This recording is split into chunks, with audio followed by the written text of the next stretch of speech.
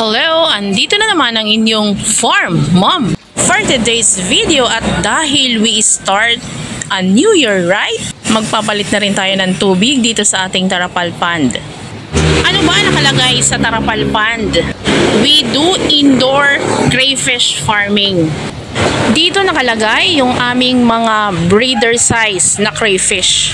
At dahil i-inventoryhin ko ang aking mga guppy fish, isinabay ko na rin ang pagpapalit ng tubig dito sa aming Tarapal Pond. Actually, ang pagpapalit ng tubig ay hindi naman ganun kadalas dahil mayroon tayong improvised filter. Kapag sobra ng dumi yung tubig, doon lang kami nagpapalit talaga. So ayan, ito ang aming improvised filter. Hindi naman namin totally dinidrain yung tubig dito. Nagtitira kami ng at least 1/4 nung dami ng tubig. At ayan, makikita nyo yung ating mga crayfish. At ito yung mga maliliit pa. So isinasama na rin namin yan at nilalagyan namin ng mga hiding place na maliliit na PVC. Ito yung aming malalaki o yung mga breeder size. At ito naman yung ating mga guppies na kasama ng ating crayfish. So pinaparami din namin ito dito sa Tarapal Pond. Ang mga guppy fish ang ginagamit namin para maiwasan ang pagdami ng kitikiti na nagiging lamok. Ito kasi ang pakain or kinakain ng mga guppy fish aside from fish food na nabibili sa market. At the same time, less gastos para sa pakain. So sa mga gustong mag-alaga ng guppy fish, hindi naman to mahirap alagaan at padamihin. So maganda yung kanilang place. At ngayon, ilalagay na natin ang ating mga crayfish dito sa Tarapal Pond. Ibabalik na natin sila.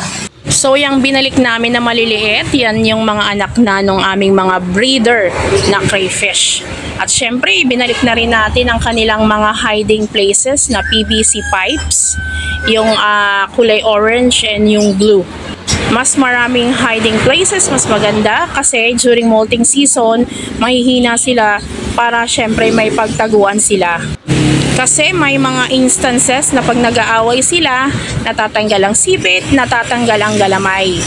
Pero hindi naman sila nakakaapekto sa performance o yung pangingitlog. Even walang galamay, even walang sipit, may kakayahan pa rin silang mangitlog or mag-carry ng eggs. At yan, ibinalik na rin natin ang ating mga breeder size. At itong nasa ilalim ng ating tray na pink, nadyan yung ating isang may itlog na crayfish. Inihiwalay natin yon para hindi sila ma-stress at hindi nila maipagpag ng wala sa oras ang mga craylings. And now, ibalik naman natin ang ating mga guppy fish.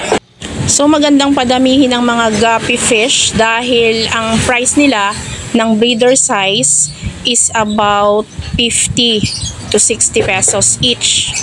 Pricey because it serves its purpose. Kapag walang kitikite, walang lamok, iwas dengue. At ngayon, lagyan na natin ng tubig ang Tarapal Pond. So yung dami ng tubig ay ka-level lang ng PVC pipes na kulay orange. So yung tubig na ginagamit namin dito sa aming Tarapal Pond ay deep well. Pwede din dito yung mga from Nawasa, kaya lang kailangan mo siyang i-store muna ng a week or more bago gamitin.